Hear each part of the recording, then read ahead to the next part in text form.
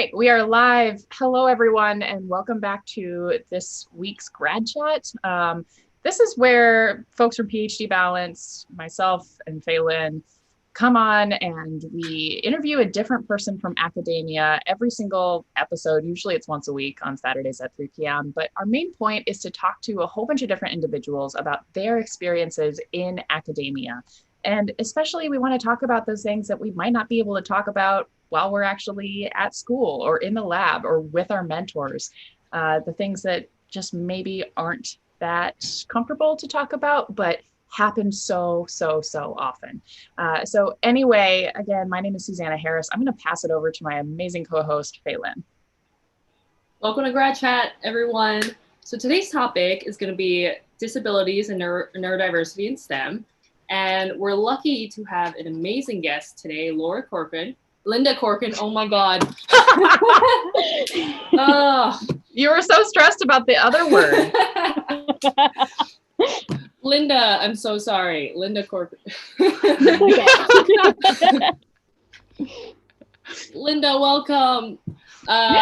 Anyway, Linda really is an amazing member of the PhD Balance social media team. And Linda is currently a Teagasc Walsh Scholar, completing a research master's in food science with the University College Cork. So Linda, if you want to start out by talking a bit about why you chose to talk about disabilities and neurodiversity in STEM. Sure. I'll change your name to Laura right now. Hi, my name is Linda, and I chose to talk about disabilities and neurodiversity in STEM because I have been diagnosed with dyslexia, ADHD, and autistic-like sensory processing traits. And it's obviously having those, it's a topic that's very close to my heart. And in STEM and in academia, I guess we like to pretend that people with disabilities don't exist. So it's something that I think needs to be talked about more.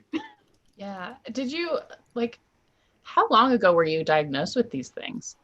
So I was not diagnosed that long ago. I was mostly diagnosed kind of gradually, one by one, from mid-teens onwards.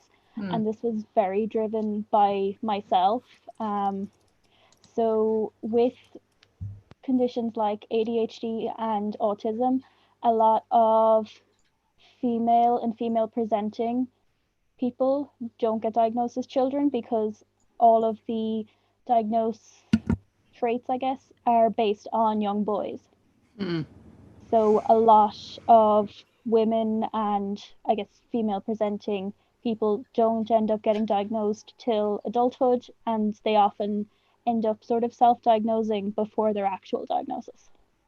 So interesting. And, you know, we always talk about this in terms of like how this affects people as academics, talking about terms like neurodiversity, disabilities. It can be kind of uncomfortable. But one of these words that comes up a lot is ableism. And if you'd explain a little bit, like, what is ableism, and is it that big of an issue in science, technology, engineering, math? Yeah, so ableism in a nutshell, I guess, there's many different ways to describe it, but it is basically when people are prejudiced against people with disabilities. There's many different ways to do it, but I think a lot of the ways that people are ableist, especially in STEM, is that they think that people with disabilities just won't be there. They're not smart enough to be there. Because, well, it's not just STEM, it's society. It's kind of like people with disabilities are looked down on as being less. And like it's a bad thing. So people are like, oh, I'm so thankful I don't have that. I'm so, we all should be more thankful for our lives. Like it's kind of, there's nothing wrong with having a disability. There's absolutely nothing wrong. Just because, we see things in a different way or we have to do things differently doesn't mean that we're less than anyone else. Absolutely. Well, and I think for me, when I was learning about the term ableism, I feel like it was sort of when I was learning about the term racism, where it was like, well, I don't mean to do that. I'm not a bad person. I'm not saying these things. But I mean, ableism is just, it's everywhere around us. It's the expectation that you don't need an elevator, or the expectation that, there's one set amount of time to take a test.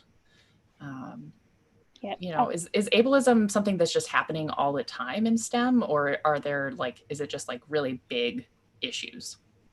Like, to be honest, it is absolutely everywhere.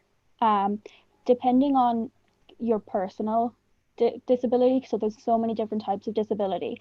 Obviously, when people think disability, they mostly tend to think of wheelchair users, because when we talk disability, the wheelchair symbol is the most used. But there are so many different things, and kind of the definition, a loose definition of disability, is anything that kind of has a significant effect on your life and your ability to do everyday life for at least a year. So that's kind of, so that can be physical disabilities, that can be speech disabilities, it can be neurological ones, so more like ADHD and autism, but it can also be mental health, like bipolar and schizophrenia, those sort of ones. All of them come under the range of disability. So just even thinking like a lot of things when we talk about like labs, we would talk about accessibility to wheelchair users. So I know myself, I've been in so many labs that wouldn't be accessible at all. Like the rows between all the cupboards are really, no one could get through them. And the benches are all too high. None of the equipment could be used. But even when we're talking about things like people who just need mobility aids, or maybe just wouldn't be able to stand for hours at a time, like we could adapt things for them. Or for myself, I guess reading and writing tends to be where I get affected most. I get affected in a bunch of different ways, but reading and writing is something that I guess in an academic perspective you'd think that would affect me, seeing as I have dyslexia. But even something as simple as having a text reader on my computer, which so many universities don't offer their students and staff, can make a massive difference.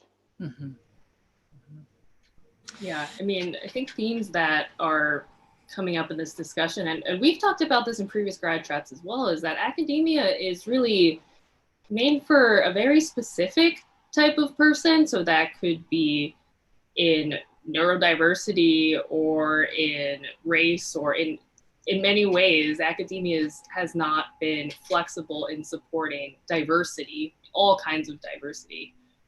So let's see, Linda, you talked a little bit about some of these issues that academics face, but if you were to summarize, what are some of the biggest issues facing disabled students in academics?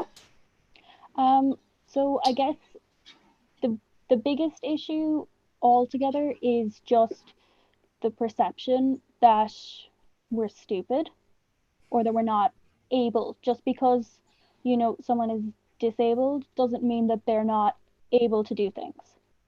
There's kind of one thing that people talk about a lot is kind of, which does come under ableism, is when people find out you have a disability, they're like, oh, you are fantastic for just doing everyday life.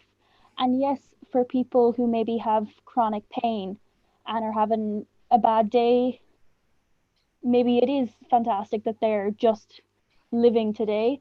But in summary, it's kind of like we're just living life. This is the way that we live. Just because it's not the way that you live doesn't mean that we need to get hyped up over nothing. Yeah. And sorry.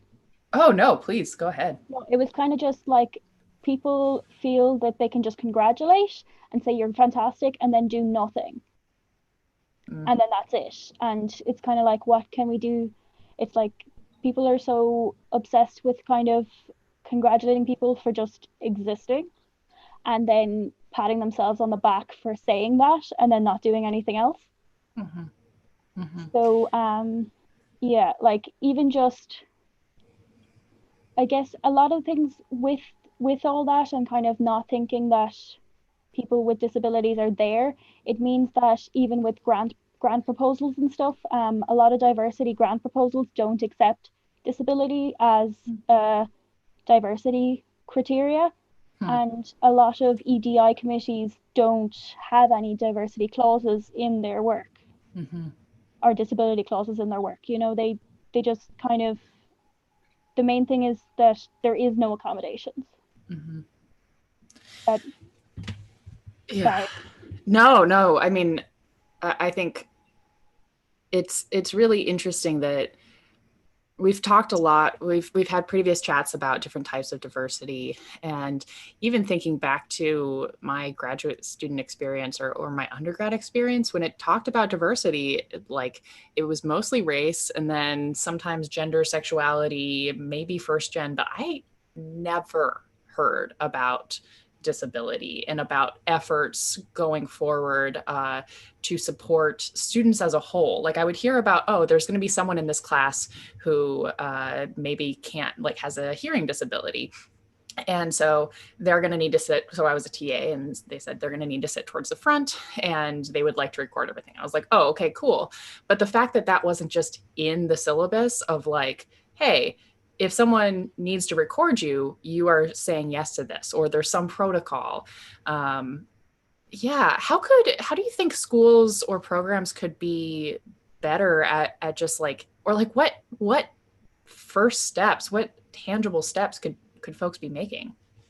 So I guess the first step is to acknowledge that disability does exist already in academia, and that we shouldn't have to ask for accommodations to be made, that even if it's only basic accommodations, like making sure that when people are given a presentation, that there is a sign language interpreter, or making sure that every single classroom has a ramp entrance. And when you have one thing that is really bad in academia are conferences, they are not accessible at all. When people are presenting, there may be a sign language interpreter. I've been at conferences where there has been none. Yeah. Or, you know, they only pay for one sign language interpreter who can't stay the whole day because that is really exhausting work.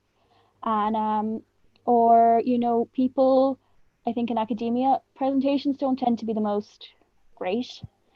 People could be better, but people have a habit of having diagrams and graphs and just being like, and look at the graph, and then don't describe it at all. Like if someone can't see, they have no idea what you're talking about. But even like just having, you can change gradually, but even just when you're designing new labs, make sure that there is an accessible bench and that they are accessible to everyone. And you can update it as you go. Have something. There are a lot of like when we talk about software for computers and stuff, there are a lot of free options now. There are a lot of cheaper options. It's not really an excuse to say that you can't afford it. Yeah, I think another thing that's really coming up is that, I mean, it's academia or really a lot of environments just aren't, maybe it's informed or there's not enough open dialogue about what it means to support neurodiversity. And I'm so glad we're having this grad chat today to talk about some of these things that, like Susanna said in our intro, are maybe more difficult to talk about or we just don't talk enough about. And I think that is part of the barrier where people just aren't aware that if you see a figure on a presentation, it just doesn't click that maybe I should explain it. And we really need to shift a bit more to have more of an awareness and educate ourselves about how to support all kinds of diversity, and neurodiversity is definitely a big component to that.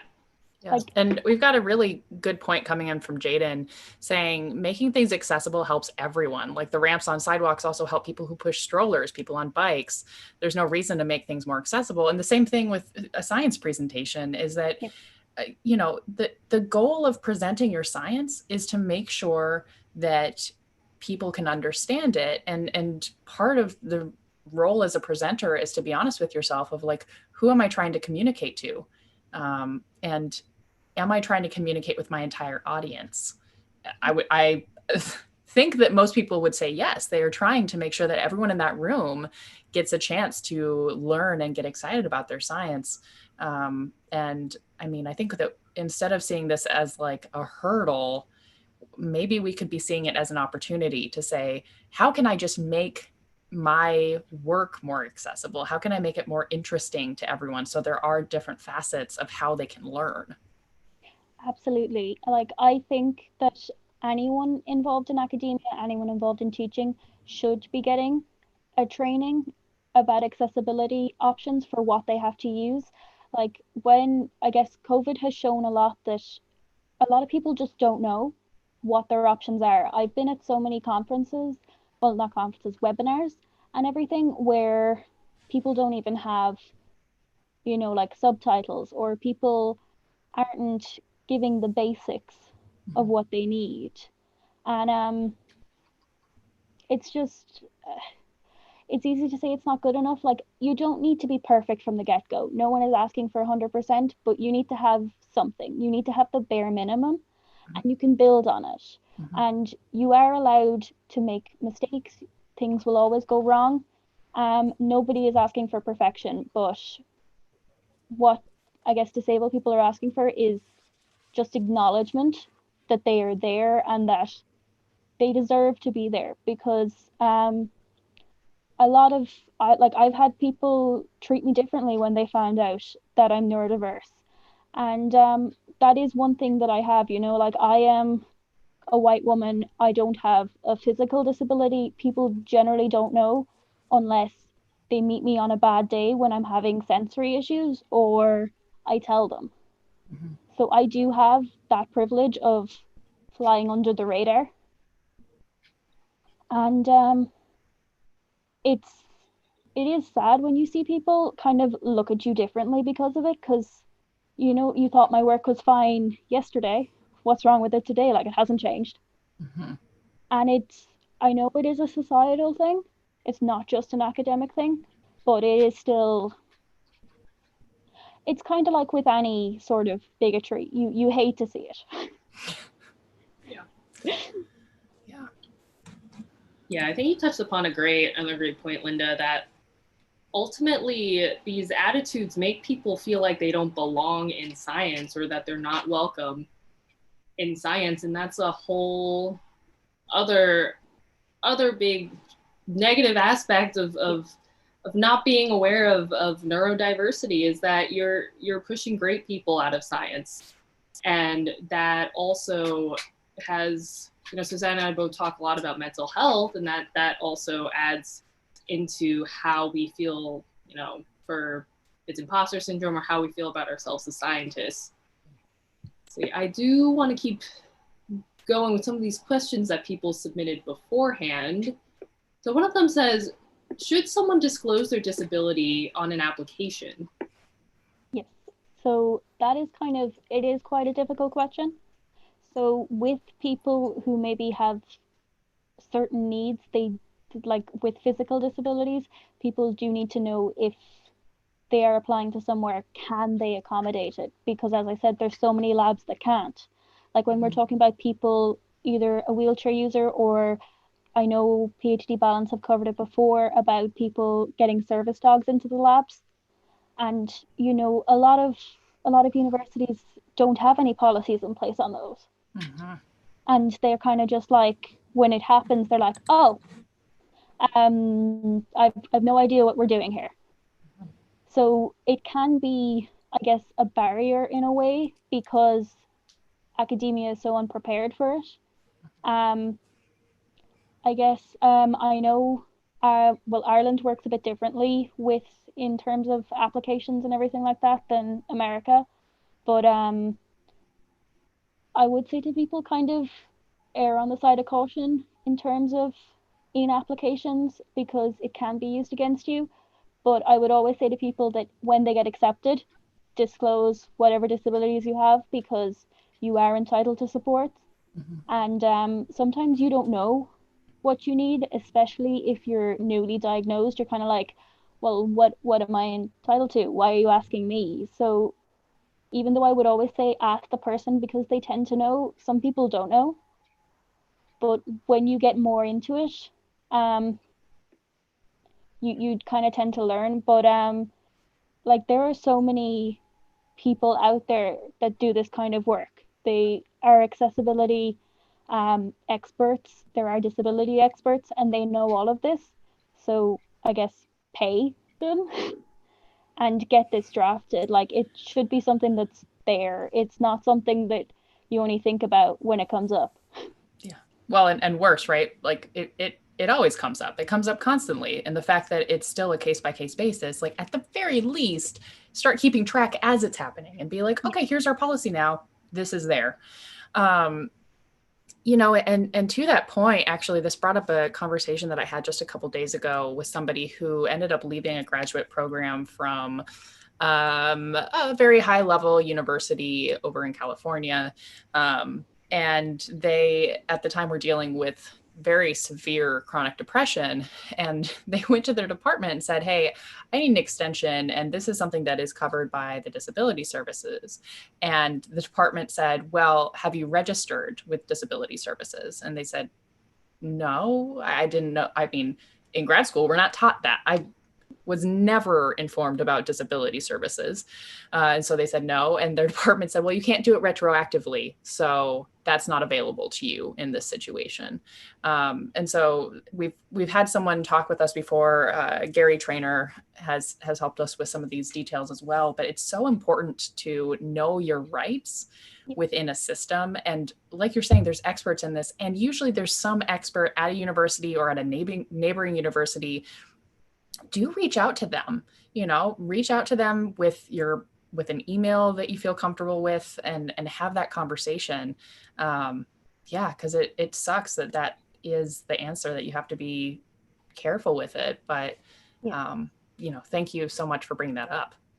Like I obviously I want things to be way more accessible to everyone, but I always get really cautious about bringing it up because I'm terrified that it is going to fall on some unpaid, poorly paid technician or grad student that happens to be part of one of the diverse, I guess, groups or with a disability, and they're just going to have to try and produce this massive report for nothing. Yeah. Speaking of kind of supports, one of the other questions we got was, did supports or like accommodations change between your undergrad and your grad degrees? How have you seen like the differences? So, well, in undergrad, I got a lot of supports because, as you said, the disability offices tend to be set up for undergrads. And a lot of the supports, well, I found in my situation, a lot of the supports I was getting in undergrad were for exams, which were great at the time, but I didn't get a lot of in classroom supports, and there weren't any in lab supports. So kind of everything, like I'm not getting huge supports now. It's kind of like, oh, well, you know, Office 365 is getting great and they have all these nice grammar checks, so that'll work for you. And you know, have fun. Like they have all these policies in place for exams, which is great. You know, we're fantastic that we have them. We're very appreciative of them. But, you know, disability just doesn't stop after exams or after undergrad. It continues on, and there will be disabled staff and there will be disabled graduate students and postdocs and technicians, and there needs to be something in place for them. So like a lot of sports I found are kind of ones that are either cheap or they're free, and I guess it's sort of self-sourced, but that's sort of the situation you're left in. Yeah, that's extremely frustrating. I am glad that you got to have some of those experiences in undergrad, and see that. But I love your point of like disabilities don't end in undergrad, and if we want to follow through with all the stuff we say in STEM of like, STEM's a great place, come learn science. Everyone can love science. Like, is that true? Or is that true from my perspective where I look around a lab, I'm like, wow, this is great. I can reach all of these shelves. And if I climb on the desk, I can reach this one. Perfect. And, you know, most of the shelves would be completely inaccessible to somebody who couldn't lift their arms over their head. Yep. Yeah, I mean, I think through this conversation, it's really emphasized that the system is not that great. And I think, Susanna, in your story, you also brought up, I think, another point where there can be a lot of bureaucracy when it comes to getting basic support, something like I'm looking for support. And it really is difficult that sometimes as the person looking for support, you have to take on the, I don't know if I want to call it a burden, but like the responsibility of doing your research and then fighting for yourself, fighting to even say like, I belong here and I need just basic support to make sure that I can, you know, do what I need to do to be, if it's a grad student researcher. And that's kind of, yeah. It's very difficult. And even if you know where the disability office is, the burden of proof rests on you. Yeah. And it's massive. Like, I'm lucky because I guess, it's not fantastic, but in Ireland we can access psychologists and psychiatrists and all of these people that we need to write these supports. There are waiting lists, and if you want to go private, it does cost a lot. But most of the time, it does need improving. Without a doubt it does. I'm not saying it's perfect, but it's there. And you can get it. It takes a while, but you can get it.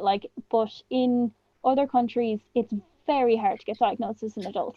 It's very hard to get these reports, to even access all of these things. And sometimes they'll say, this report's too old, you need to get a new one. And it's so expensive. And as well, doesn't apply to me, but in the US especially, for people with disability, if they have over €2,000 worth or $2,000 worth of assets and money, they lose access to their medical insurance.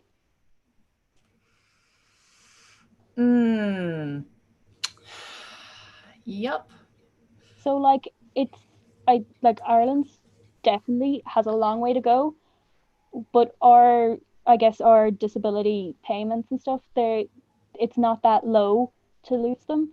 Mm-hmm. And it's kind of like the system is fighting against people with disabilities. You're trying to, take yourself out of poverty or improve or do what you want to do with life. Mm-hmm. And everything is stopping you.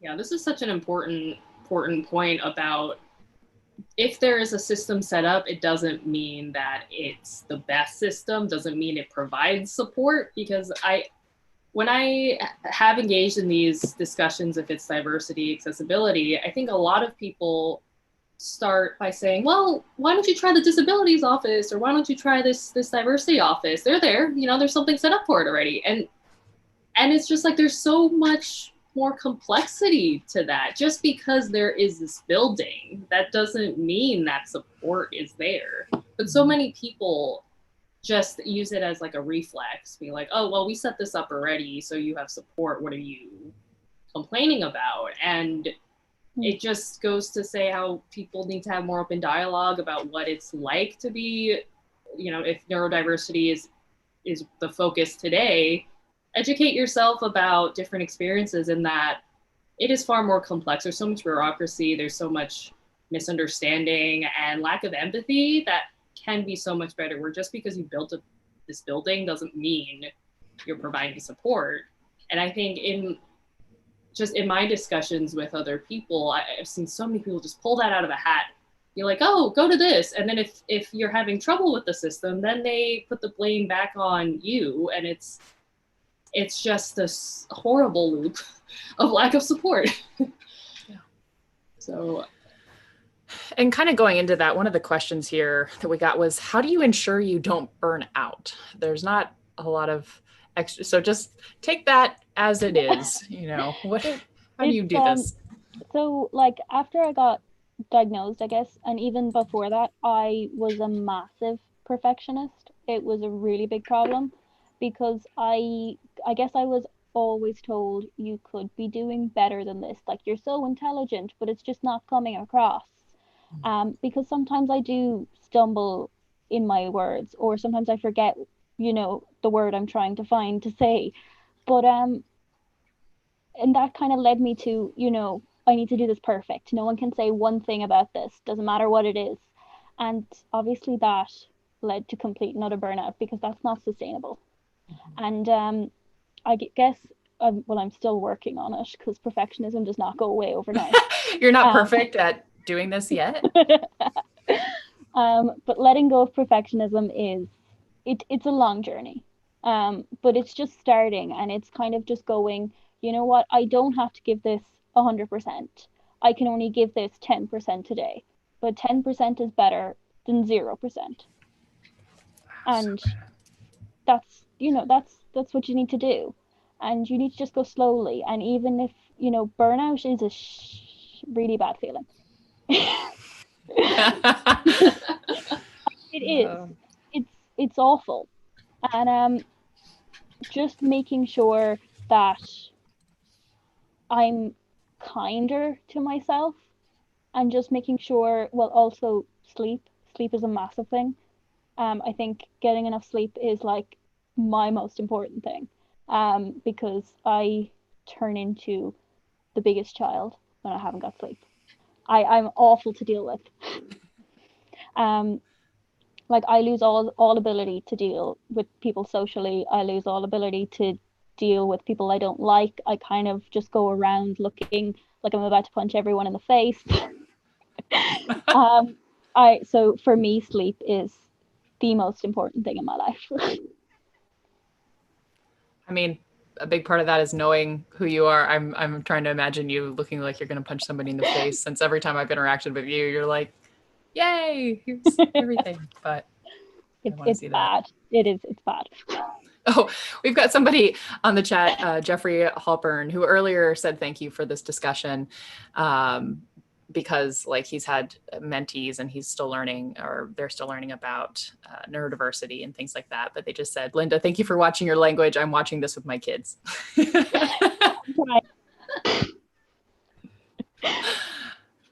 I was like, this is live. I can't say things. You're much better behaved than I am. But no, like I think you just, with things like ADHD, one of the massive I guess symptoms of it is called executive dysfunction. And that kind of can affect you with your day-to-day I guess activities. It can affect you. Sometimes it's just so when I'm doing stuff, I guess the best way to explain this is when I'm doing stuff, if I'm super, super interested in it, I could work on it for 10 hours straight and not take a break. And I wouldn't notice the time. I wouldn't notice that I haven't eaten. I wouldn't notice that I haven't gone to the toilet, nothing. And that can happen. But when I don't want to do something, when I'm not interested in it, it's literally I like it's a pain to do it. It's literally like it's painful. I just do not like it's just like would want to do anything else. I want to be anywhere else and my focus is gone. So that can be really difficult, and there are coping strategies that you can put in place to help with this. With executive dysfunction, sometimes your coping strategies fall apart, but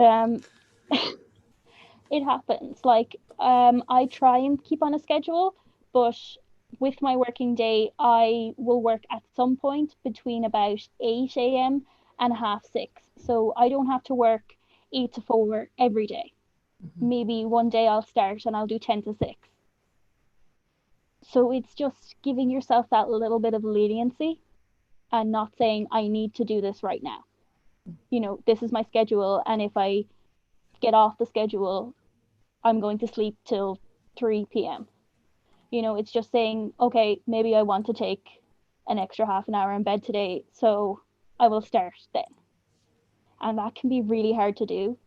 But when you get yourself into the habit of it, it comes a little easier, Mm.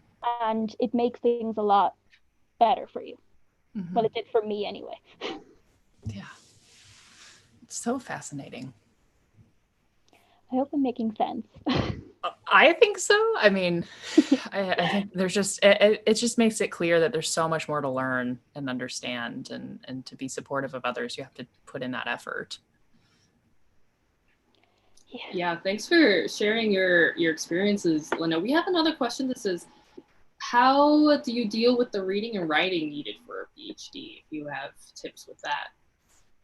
Yeah, so for me, I guess with dyslexia, reading is, I read really slowly. So I have a screen reader, and I also have a reader for PDFs. So it just reads it out for me, and I find it's easier for me to focus on it, and Wow. it's easier for me to take notes that way. Um, that took a lot of time, but that's just what works for me. So I use it's an open source PDF reader called Balaboka, and I find that good because you can change the speed of the voice, and you can also change the pitch of the voice. So sometimes I can be quite sensitive to noises. So if the pitch is not working for me, I change it to a different pitch, and then I'm good. Yeah. With the writing, sometimes my thoughts can be all over the place. So what I do is I write just a couple of bullet points on what do I want to say with this piece. Yeah. What are the main points that need to be in it and I want to get across? And then I literally kind of just word vomit onto the page, and I literally assess every point, and I'm like, is this going back to what I want to say? Is this the point of the piece? And it's literally kind of just, maybe it's taking an extra couple of steps, but it gets me there. It's so fascinating just how different brains work, and going back to the point that Jaden made about making things accessible to persons with disabilities. It makes it more accessible to everyone, because you're talking about, like, it's you can listen, pay more attention, absorb more information through auditory stuff, and I absorb nothing. If you tell me something, like, audibly, if I'm listening to something, and I've the same with, like, lectures. I cannot listen to a lecture. It's why I don't listen to podcasts often, because I absorb no information. I can't pay attention. I can't take it down. So a lot of times I'll go the other way, where I'll have auditory stuff transcribed, and I'm like, oh, if I see it in writing, I will remember it. And so just the fact that these things exist back and forth can make it better for people, even if they just learn differently, right? Yeah. As per usual, we're like, oh, we just went way over what we've asked you to do. But is there anything else that you want to bring up before we wrap up this little video chat? So I guess my main thing is that, we want to make things, well, my personal goal is to make things accessible to everyone. And as I said, it doesn't have to be perfect from the start. You can build on things. Something is better than nothing, but just make sure, like, I think you can even start with your social media. Social media has a lot of accessibility features. They're building on it all the time, and just start using them. Like alt text for your images, use camel case for your hashtags, which is where you put the capital on each letter, and just kind of go from there. Nice. And there's a lot of things you can do, build on it, get a little bit better as you go on. And if you're unsure and you're dealing with someone who does have a disability, do ask them if you are supporting them to the best of your ability. It can be as simple as that. Yeah. Or are you doing anything that is not accessible to them? Yeah, just that asking shows that you care. There are so many other questions that we could ask you, and people are asking in the chats. You have your Twitter handle there below you. Are you comfortable with people reaching out and asking some of these questions? Yeah, 100%. Yay. You're always the best. I mean, you're amazing on the PhD Balance team, and there's already so many things that you've pointed out. And, sometimes doing the things to make things more accessible, it takes more time. It takes more effort. It can be frustrating. But ultimately, if your point is to reach people and support others, it's not something that is even worth arguing against. So, but yeah, thank you so much for this. Thanks, Linda. This was great. I think this discussion really shed to light how much more dialogue we need about neurodiversity and how to support, and just how our systems aren't equipped, and how we can better educate ourselves about what we need to do to make the system better. Absolutely. Really quickly, we have a question asking the name of the software that you gave. Yeah, so it's Balabolka. It's Balabolka. Ah, okay, that's very intuitive. Yeah. This is part of what I'm doing for the disability resources for the PhD Balance website, so that'll be going up soon. So Yeah. Keep an eye out for that, and I'll give all the open source software that I know that can help people. Amazing. Oh, you're the best. All right, we're going to wrap it up. But Linda, thank you so much. This was really, really fun. Shout out to everybody else who was watching. We had a lot of viewers this time, plenty of people who stuck around, which is amazing. Let us know also how we could be doing things better. If there are certain topics that you want us to bring up, certain people that we should be talking with. I just think that these things are so important. Let us know when other people are talking about this. The only thing we can do is just keep spreading stuff around. So thank you again so much. I hope that everyone has a good rest of your week. Thanks so much for having me. Okay, we're out.